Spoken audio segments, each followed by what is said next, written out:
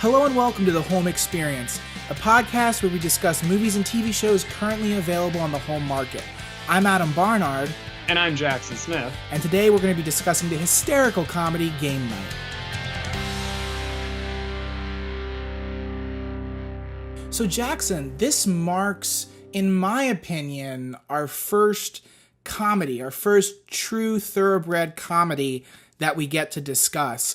Last week we discussed The Kings of Summer, which, while rich in comedic elements, is really a drama-centric coming-of-age tale. And while I could argue that a lot of The Last Jedi is a straight-up comedy, I wouldn't classify it. So I'm just excited to foray into a different genre, and mostly because it's just fun to talk about. Oh, totally. I mean, I did consider Kings of Summer a comedy, but this is a movie that exists to make one laugh, and this one definitely did laugh a lot. So I'm really excited to sort of break down why it was funny and why pretty much all of the jokes worked, I thought. I love that you said that, because we ended last podcast literally saying we disagree. That's how I remember ending it, saying it's so funny, Jackson, because we still disagree on what this film is. I think it's a drama and you think it's a comedy. So now I guess we're picking up where we left off, and this has also been in the works for a little while. We haven't gotten a chance to record because I think both of us have been so busy. Last weekend you were at a whole series of film festivals, I believe, for your senior thesis film, which is a World War II period piece. How was that to be able to kind of take a film outside of the film school setting and showcase it to the film communities? Oh, man, that was last week, wasn't it? Wow, this has been a long week. Yeah. We screened at the film series at the Cine Gear Expo, which is an exposition they have at Paramount Studios for all of the camera companies to show off their new equipment. Wow. And they have a student film competition there that we were very, very lucky to screen at. Got to go on the Paramount lot, and I always love going on back lots. I'm kind of obsessed with back lots, so I found that to be really cool. Saturday we screened at the Mission Viejo Film Festival, which was a much, much smaller film festival down in Orange County, but was a lot of fun in its own right. We ended up winning the Mayor's Award and I think the Best Short Film Award. So yeah, it was a lot of fun. You've been busy. You're taking off, Jackson. You're not going to be able to do the podcast anymore. No, I need to do the podcast. I need to do the podcast because this is my time to decompress. This is where I can relax, believe it or not. No, it's good. I like having that duality, I think, to be able to go and experience what you have to do to make movies and also kind of sit and reflect in a more casual environment. So we're going to get to the main discussion and kind of finding out why Game Night is way more subversive and innovative than it would seem at first look.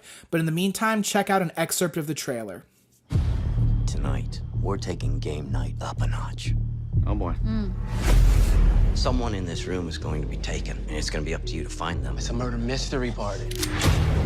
Whoever finds the victim wins the grand prize. You're not going to know what's real and what's fake. It's not a joke. You people are in real danger. Is this gun real? Oh no, Annie. Oh, no.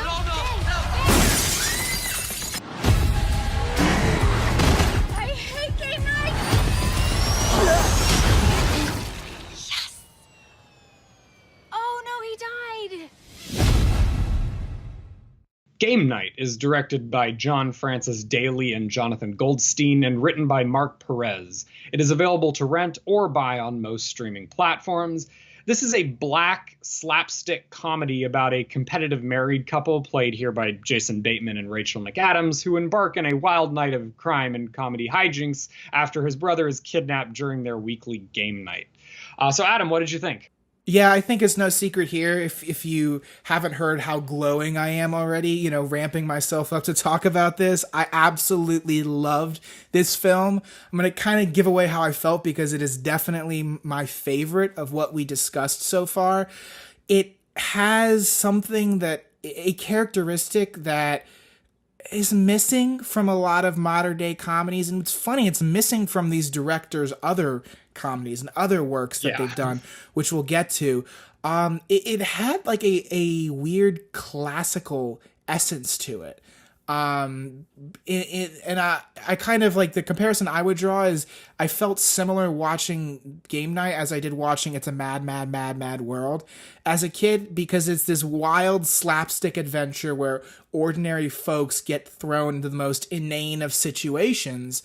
And I mean, it have their relationships developed. You don't sacrifice character work for crazy adventure and humor that is just so relatable. It's kind of like you can see yourself in these characters' shoes. You want to go on this adventure with these characters, and it's in a familiar kind of suburban American setting. It just had a classical feel, and I don't mean to sound dramatic, but I feel like 10 or 20 years from now, like when you look at the comedy slate in film history of like American films, like this is one of the few that will rise to the top with like The Hangover and other stuff as a kind of cultural classic of its time. So 1 out of 5 stars. Got yeah. Oh, 1 out of 5. I know. It's absolute crap. You watched it twice, didn't you? You watched it like twice in one night by accident. More right? or What less. exactly happened? Yeah, twice in 24 hours. I was at a point where I needed to catch up on recent releases, and you had given a raving review of Game Night to me. You said it's great. Yeah. I kind of like, I'm always skeptical with comedy when I get recommendations, because comedy is so subjective and to life experience and social circles or whatever. Like some movies that people think are hilarious, I just don't see the joy in. So like, I was taking it with a grain of salt, and I was going to go in and make my own deductions. But I mean, from the first scene, I was laughing. Like specifically that moment in the opening montage where Rachel McAdams and Jason Bateman have just met, and they're boyfriend and girlfriend, and they're riffing off each other. And Jason Bateman points to their single friend who's kind of this overweight guy. And Rachel McAdams like, what are you trying to tell me? Overweight, unemployed, hairy, no friends. And the guy's like, what the hell? And it's this funny moment where like, it's like this insult comedy that's thrown so seamlessly into the narrative, and it just has this energy right out of the gate. You're getting these blink and you miss it moments of laughter, and kind of developing this highly competitive, singularly focused intensity of these couples, which is going to play into not only their characters but the plot moving forward. Yeah, there's a big tendency I've noticed in studio comedies nowadays, and blame it on Judd Apatow or whoever, but there's this kind of like, oh, let's try a bunch of different things. Like let's put the camera up and let you kind of go at it for 20 minutes or so, and then sort of figure things out in the editing room. And this movie, I would almost say feels previs. This movie feels so planned, like down to the second. Like it's exactly 100 minutes long, and I feel like they knew that going into it. There's not really a wasted second. All of the jokes, they don't linger on the jokes. Every time there is a joke, we're automatically on to the next thing, whether it's the next plot point or the next joke. They come in very rapid succession in this film.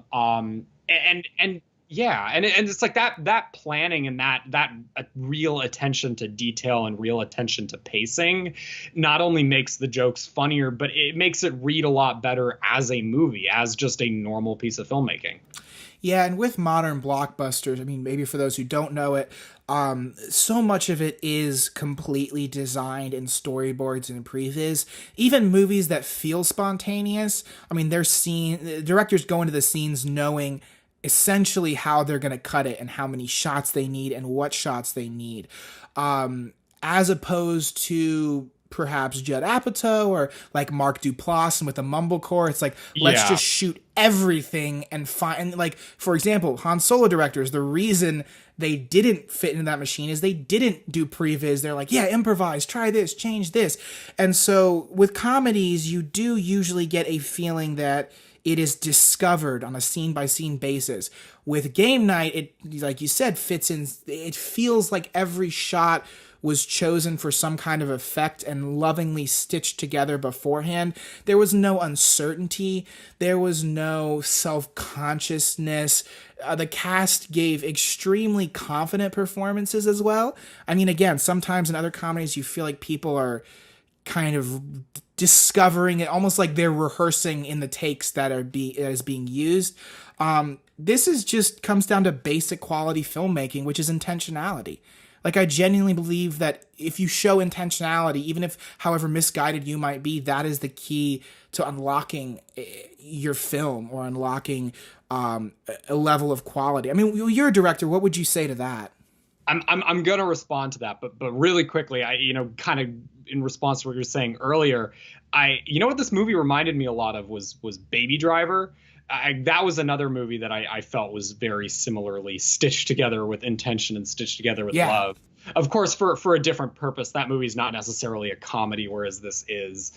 And as a filmmaker, it's really encouraging. I think to see a movie that's approached with a higher standard of quality get rewarded both by critics and at the box office it bodes very well for the state of the studio comedy going forward. I mean, like, this automatically has been a pretty good year for this genre. We also got Blockers, which I actually haven't seen yet, but everybody I know who's seen it says it's actually really good. Tag is coming out next weekend. That looks amazing. It's like, I feel like we're finally starting to reach a new stage of comedy where we're setting standards for ourselves as an industry, and Game Night is definitely evidence of that. And I agree. I mean, judging from the response I've seen, even from, like, for example, my parents, like you said earlier, I did watch this movie twice in a day because I watched it the night I rented it. And the very next evening, not even 24 hours later, told my parents, like, you have to sit down and watch this and trust me. And like, at first it was so funny to see, like, they didn't get a lot of the millennial era humor at the beginning, which was the really interesting thing for me. And like, the jokes, especially the more vulgar ones, didn't land. But as soon as you get going, as soon as the game night starts at the really fancy mansion, I mean, I cannot count the times I saw them in stitches.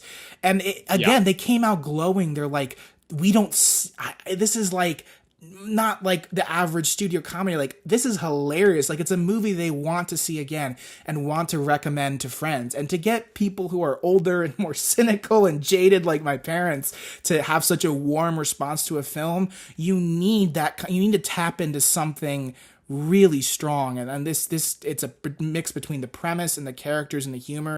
Well, it's like you said. I mean, it's like you said earlier. Humor is itself a very subjective thing. Like, I've seen a lot of movies recently, none that I can name off the top of my head, unfortunately, but I've seen a lot of movies recently that were people told me, "Oh, this is really funny. You're gonna laugh a lot at this." And most times when people tell me that, I don't. Most times I'm like, maybe right. I chuckle a couple of times.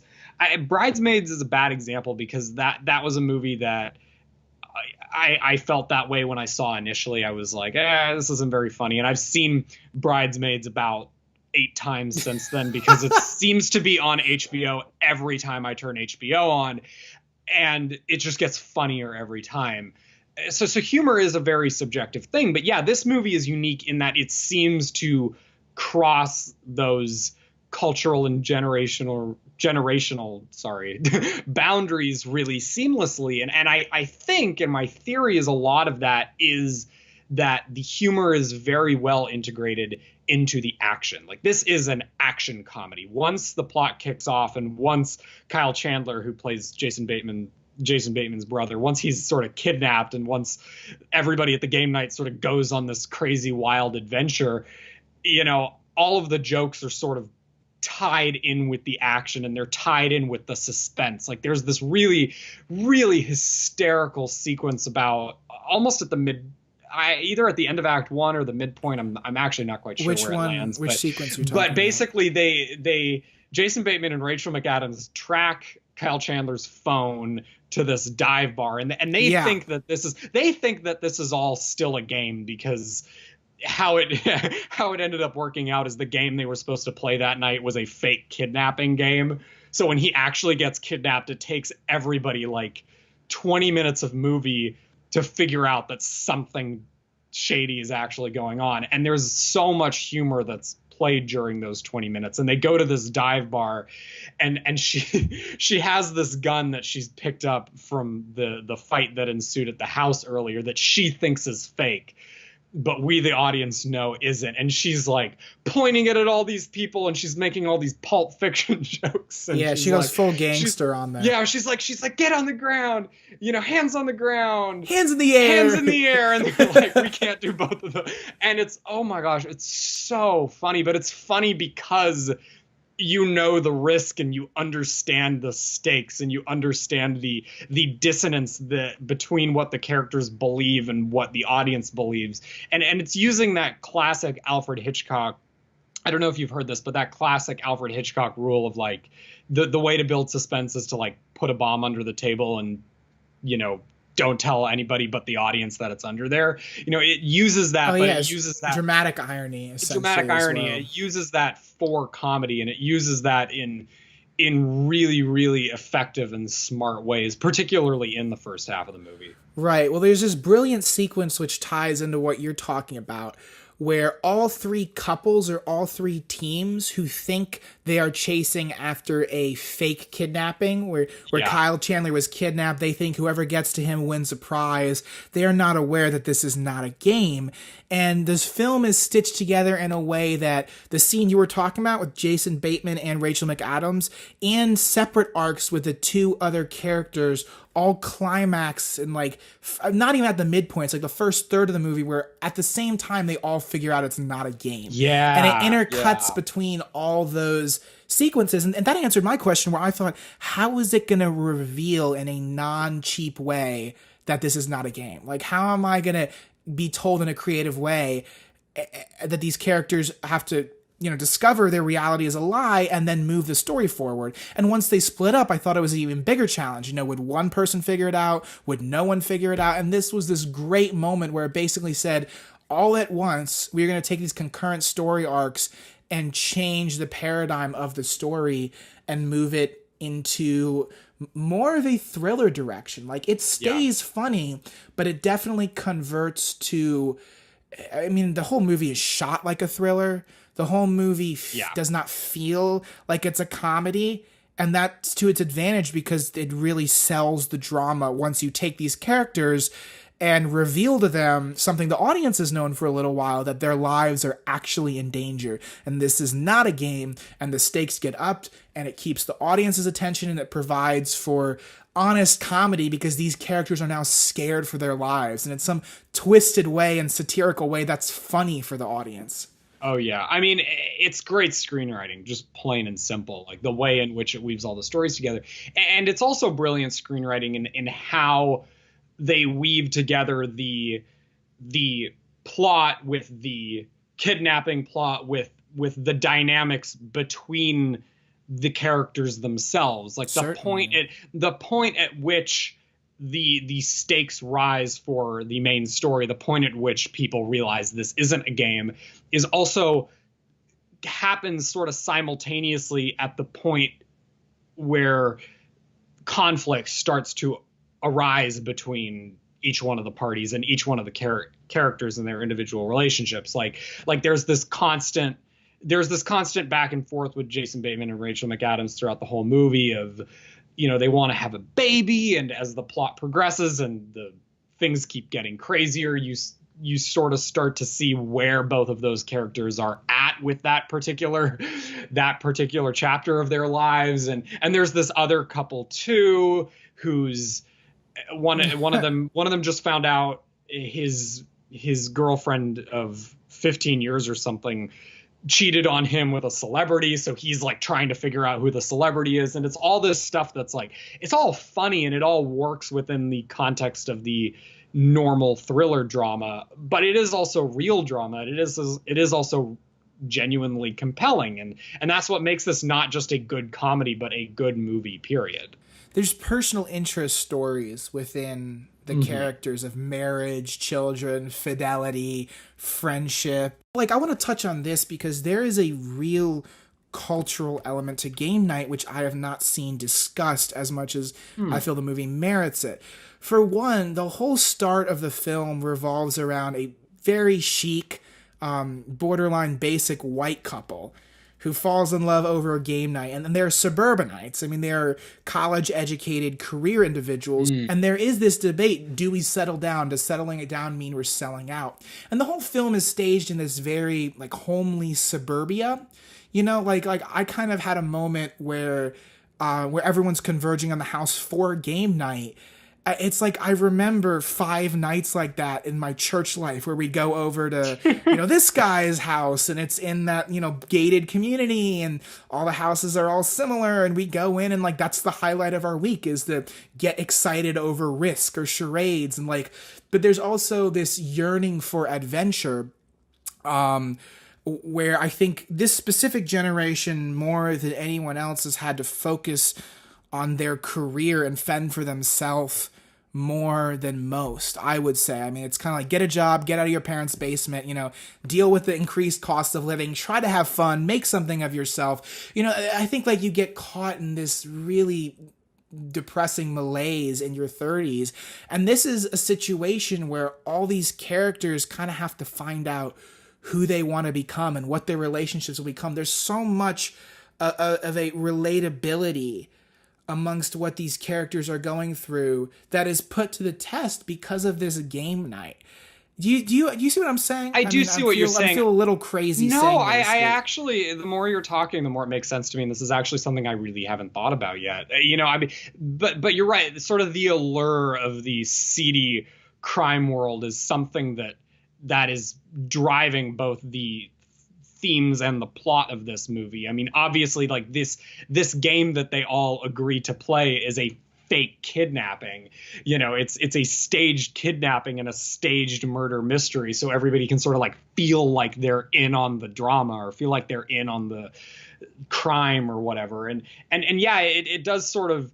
It is sort of poetic that Kyle Chandler's character, who Jason Bateman is very jealous of and very much wants to be, ends up being this like really, really shady guy who's gotten himself into some really, really shady stuff. And sort of he's a career criminal. He's a total hack. He hasn't made an honest cent in his entire life. So Jason Bateman feels he's the failure. Yeah. And then he finds out he is in every respect the success, and his brother is living a lie. And that reaffirms his character's direction, his commitment to his wife, Rachel McAdams, and his desire to continue with something that his brother kind of talks down to him for being too safe. Well, yeah, I mean, like that's what the movie ends up being about. Like it ends up like the conclusion that basically everybody comes to at the end of the night was, oh man, I never want to do that again, which is funny because like throughout the movie, all of these characters are kind of given, not all of them, but most of the other people in the game night, like most of the sort of fringe couples and stuff are sort of given the option throughout the whole movie to leave, basically. Like Jason Bateman, his character keeps saying all the time, like, this is my brother, this is my responsibility. And they all kind of keep going. They're all kind of like, yeah, no, this is fun. Yet by the end of the movie, once people start getting shot and once things actually get real, everybody's like, no, I'm kind of happy staying and playing Scrabble. And it is, yeah, I mean, like you said, it's one of those things where it's really simple and both profoundly true at the same time. And the movie knows how to make it both of those things in a non-pretentious and smart kind of way. Well, yeah, I love the scene that you mentioned because when it's revealed, or when the characters all discover that they've been tricked twice, like, just lay it out because it can be very confusing. So I'll just, put up a little spoiler flag and lay it out that they think they're playing a game. Then they get thrust into what they see as reality, the real gun, real danger. Kyle Chandler has really been kidnapped. And then you find out that reality is all being orchestrated by their neighbor, who's this divorced, socially awkward, estranged friend who's a police officer who wants back into that friend circle. And the only way he can offer up his own value as a sportsman is to throw them into this wild, seemingly life or death goose chase.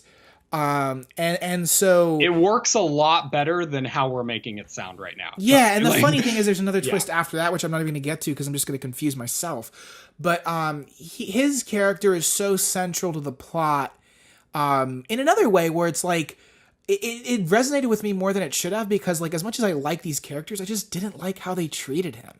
Like the cop, because he's not a bad guy. He just seems creepy. He's kind of that creepy guy on the fringe that isn't really creepy. It's just no one ever welcomes him in, you know? And so it's kind of this like, instead of it being a thriller where it's like, I got to get revenge on my friends who have betrayed me, it's like this nice spirited guy who's like, let me give these people the time of their life and then they'll love me again. And it's funny because by the end it's like, no, we didn't like, love it.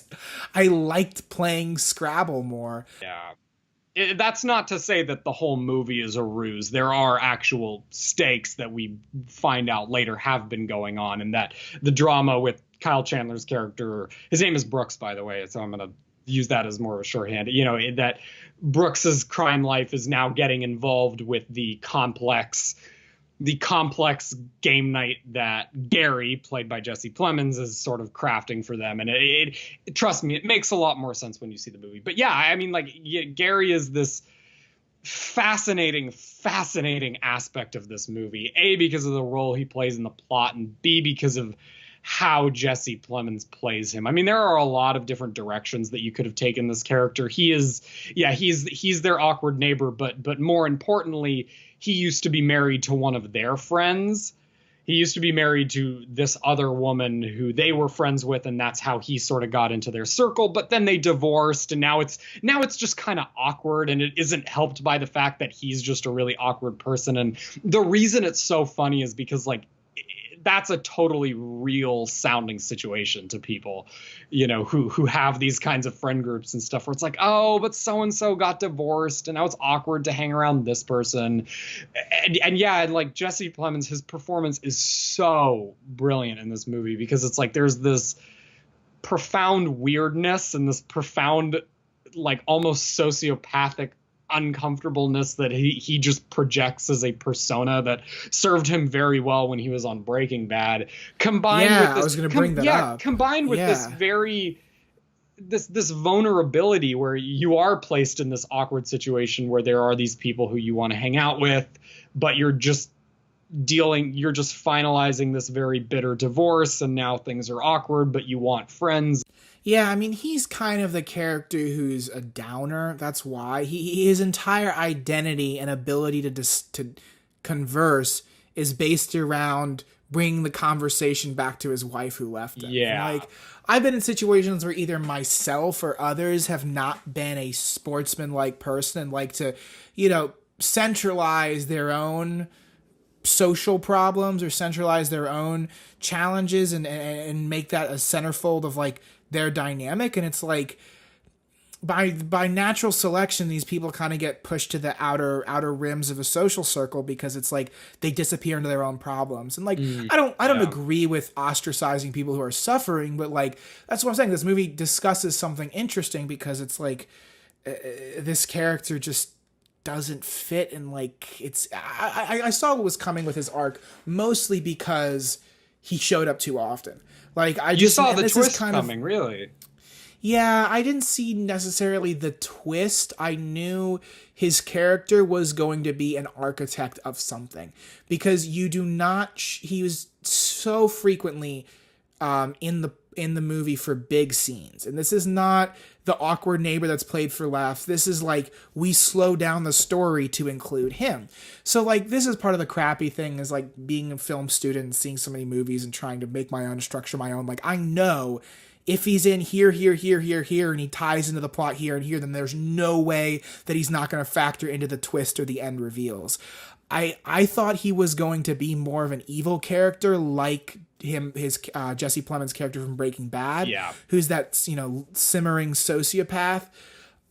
They played it right. Yeah, they did something with him that was fresh and in its own way unexpected, even if I knew he was going to be central. And it's kind of like by the end they make him affable, and like that's so important. Like it is not a mean-spirited movie, even if the beginning the characters were actually mean-spirited with each other. And again, it's one of those things too, where the twist of, oh, I was orchestrating this all along. It's like, well, he wasn't orchestrating everything, and it's fun rewatching the movie because you can sort of get to see the parts that were him, and the parts where people weren't actually in danger because they weren't, and the parts where they were, and it's kind of brilliant because the parts where they were in danger, the parts where there is a genuine sense of danger, are pretty constant throughout the movie. So it's not one of those, it's not like an M. Night Shyamalan movie where you watch it again and the gig is up and you're like, oh, well, I can't really enjoy this anymore because I know, so-and-so is dead the whole time. I'm not spoiling Sixth Sense for this if I haven't seen it, but it's a movie where we're watching it again and again and again is a rewarding experience because you just get to see the intricacies of how everything got messed up and how everything played out, and also like little clues to, like, these filmmakers are clearly Edgar Wright level neurotic. Like there are shots in the movie where there'll be like little clues for things that are going to happen later on in the corner of the screen, or like, sequences that are timed especially to specific moments and music and whatever. And it's like, it's just such a fun movie to watch in that regard. Yeah. This movie displays a masterful usage of plants and payoffs. Yeah. It's a staple of comedy filmmaking. It is rarely used to this level of efficacy. Yeah. Like, for example, there's an early scene in the movie where they're just shooting the at the house. And the young dumb blonde kid is like, yo man, I read this stuff online, like rich people have fight clubs and all this, and it's such a throwaway line at the moment. It just, all it's really there seemingly is to build his character. And then when they arrive at a mansion later on in the movie to steal the egg back, there's this MacGuffin machine essentially that they have to get this certain relic to save his brother, and it's within this mansion. Egg, yeah, Fabergé egg, and there's an actual fight club going on downstairs, and it's the funniest reveal because it's like you never thought that was going to tie in any way, and yet here it is.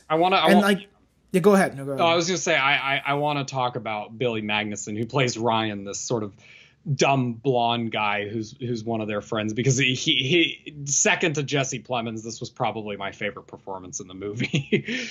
First off, the whole Harvard reveal is hilarious because that comes afterwards. Like, this guy is played as the dumb kid. Yeah. And one of my favorite lines was when the Irish lady from The Office, what's her name? Do you know? Oh, it's you know what? I got the Wikipedia page up here. Her name is. We should leave this in. Look, guys, we're not perfect. Yeah, we're not perfect. Sorry, guys. I was never one to do my homework in grade school. I'm not going to start now. Her name is Sharon Horgan, and she plays Sarah. Sarah. Yeah, where basically Sarah and oh my god, Ryan. Sarah and Ryan have this dynamic where it's just playful, campy, back and forth, where Ryan's just so good-natured and horribly stupid. Yeah. And she's so sophisticated. And like one of my favorite moments is where they're talking about the Fight Club and she's like, oh, come on, Ryan, you believe everything you read. And he goes, yeah, thank you. That's what I'm talking about. It's like, oh my God, you dense human being. Well, that dynamic is particularly funny because we plant, again, going back to how this movie uses plants and payoffs, but we plant very early on in the movie that Ryan is the kind of guy who dates stupid women. Yeah, quite frankly, he dates stupid women to make him look smarter. And he makes the mistake of bringing this one date to game night who is shockingly forward thinking and smart, and just at every single turn we just get to like his wall of security that he's built around himself just completely collapses in the face of his own stupidity. And it's this really subtle, clever joke that the movie that never seems to run out of gas and gets so much mileage. And both of those actors are so funny in the ways that they play off of each other. It's just really funny, brilliant writing. I think part of it is like extensive rehearsals that are invisible, if that makes sense. Like, I Yeah. believe I read that they rehearsed this extensively. The thing is, the actors are so good, it doesn't feel rehearsed. Like, you know, you just know because of how good the timing is. Again, like, it ties in with the intentionality. Like, most of the time, the writers don't go over every page extensively and say, how is the Fight Club reference on page 20 going to tie into the mansion reveal at page exactly. 65? I think the reason every joke is funny and the reason all the performances are so good is because I think you're right. I think they probably rehearsed everything extensively, found out where everybody's comedic strengths lay, and adjusted things accordingly before they even got on set. And for that reason, everything that comes out of anybody's mouth in this movie is, at the very least, works, but is in most cases very funny. I mean, like Rachel McAdams, for example, like she hasn't done comedy for a while, and I think a lot of people were surprised that she ended up being as funny as she was in this movie. But She's fantastic. least in this we movie. forget, she was Regina George. I mean, like, Rachel McAdams is a funny actress, and I think what they did is they brought her in and really figured out how to use her unique comedic presence on screen to the best effect. The reason nobody's done that yet is because nobody's cast her in a good comedy, and nobody's probably had the patience to work with her in that way. And the results are amazing. She's great in this movie. I'm really glad you brought this up, because one thing I would like to raise, or at least a point I would suggest, is that this movie treated its female characters very well. Yes. That's a good And that's not something that is done well in many comedies, even comedies that are written or produced or directed by women, quite frankly. I was amazed. You have two tropes, right? With the Irish lady, you have Sarah. Right? Yes, You did it! Getting this. I'm getting the hang of this, guys. Okay, with Sarah, she's the long-haired, gorgeous locks, older yet still attractive, and they could have gone the route of the slutty secretary. They could have easily gone the route of the slutty secretary or the marriage breaker or house wrecker or whatever. The super hot woman who has her cleavage out the whole movie, who's smart and sophisticated, but actually she's just sexualized. And they made her into an actual character. Yeah. They didn't do any of these tropes or cheap devices or gags. Even though it's slapstick comedy, the temptation is there to resort to the lowest common denominator, and they don't.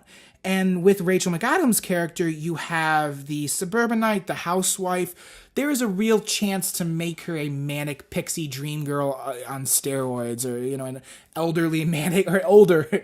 God, I gotta be careful. An older more mature manic pixie dream girl. It's like Zooey Deschanel, but 10 years later. Yeah. And it's like, it's not. Like, she has a character, like, she's warm and she's nice, but she's not subservient to her husband in an obsequious and sexist way. Like, she has her own character and she has her own viewpoint and she makes her own decisions, but, like, she's vulnerable in the sense that, like, she's human and she cares about her husband, and they have a healthy husband and wife dynamic, in my opinion. They're a little competitive, but they have a healthy dynamic, and he doesn't belittle her as the housewife, and like, it's just so refreshing because it's again, like, it's invisible. It's good because it's not bad. We don't have anything to critique about it, but when you look at it, it actually does something unique. Yeah. I mean, it has palpable dimension, I'd say. Totally. I mean, like, I can break everything you just said down to 3 words.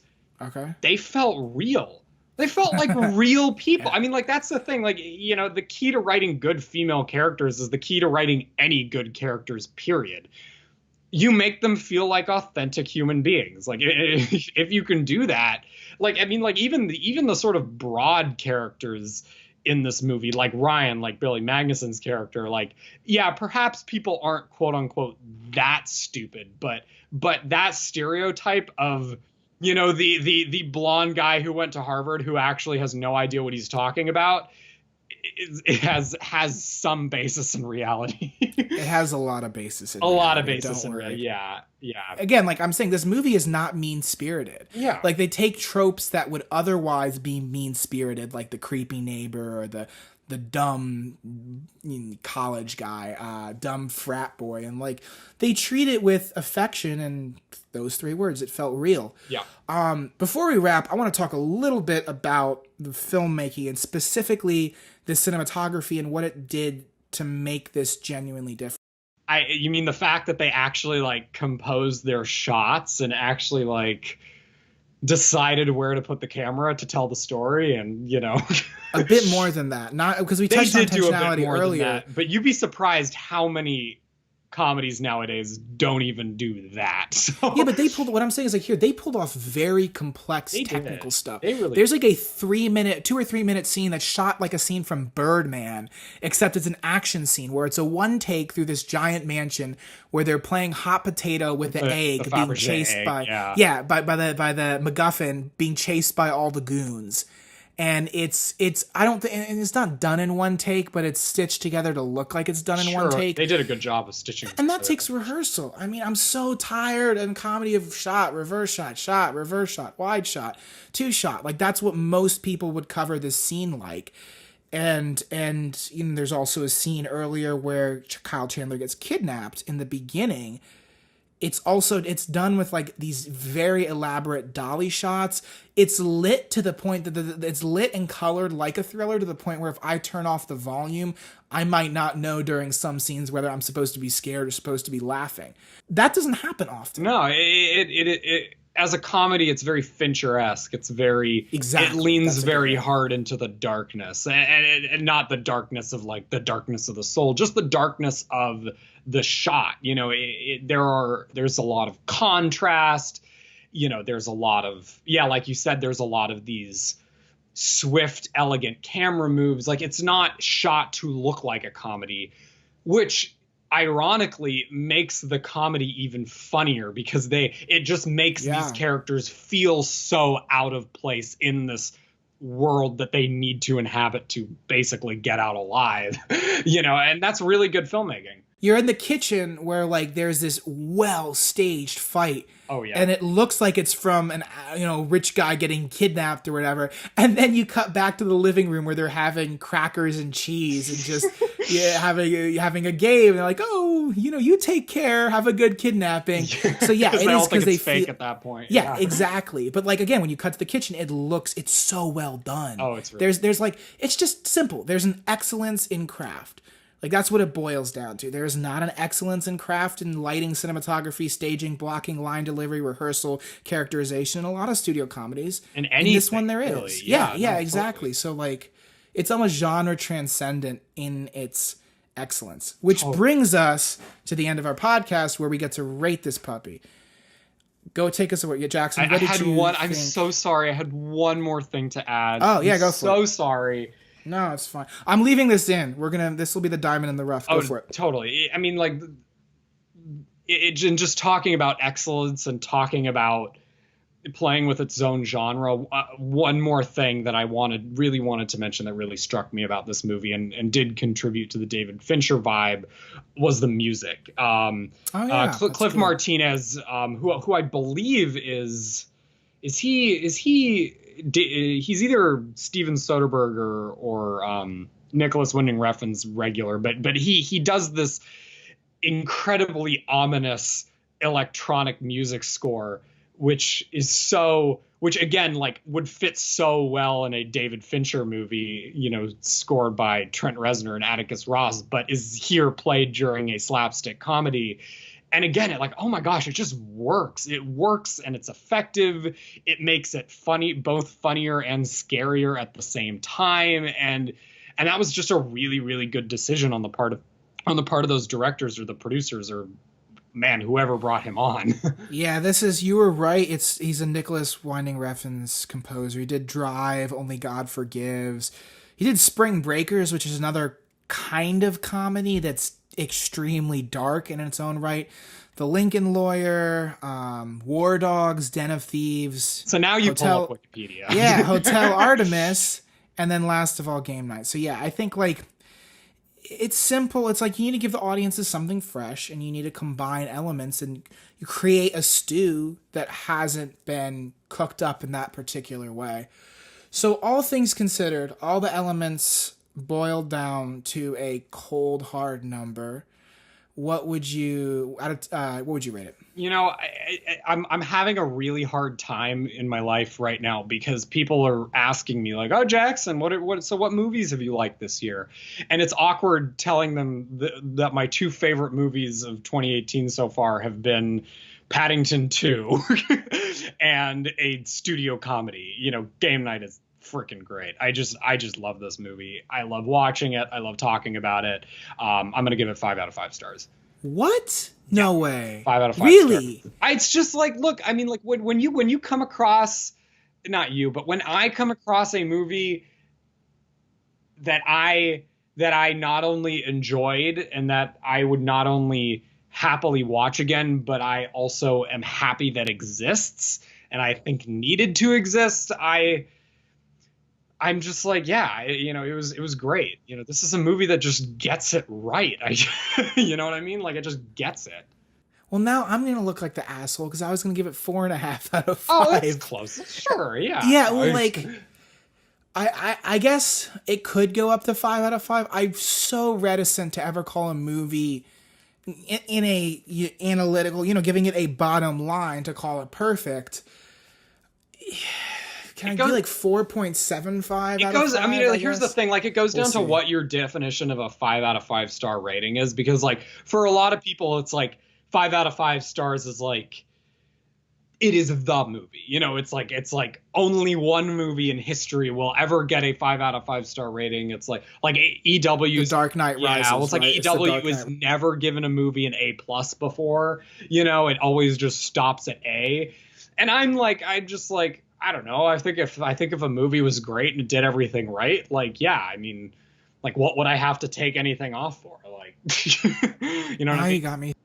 You don't have to decide right now. Well, no, it's an important question. I should be able to defend why I'm docking a half point. It could be some of the stuff with like pacing, especially towards the end. Like, as great as the second reveal is, that actually, even though the police, Jesse Plemons, was crafting a game, he got outwitted by someone else. So there's like 2 or 3 layers of reality. Yeah. And by the time you hit the last one, like, it lands, but it doesn't. That's a hard, perfect ending. Yeah. I mean, I don't know. I don't want to. I guess, like, if it was between you and me, quite frankly, like, if we were in a car coming back from a theater, like, I would give it a 5 out of 5 because, like, I'm trying to broadcast it or package it in some kind of, like, actual thoughtful critical lens. Like, I will save the 5 out of 5s for the movie that's like, this is the movie, you know what I'm saying, like this is the North by Northwest or the Boogie Nights, or, you know, like, that's I think for what it tried to do, I cannot think of a comedy in the last few years that has accomplished it with this kind of efficacy. Like, This Is the End is the only other one that, maybe it's not perfect, but I thought reached the height of its potential in a near perfect way. Yeah, I highly recommend, guys. Like, this is a fantastic movie, and it deserves to be watched and rewatched and watched with friends, and it kind of activates that sense of adventure in me. I mean, Jackson, when you and I were in college, the most fun we ever had was packing up into a car and going somewhere on a mission of adventure.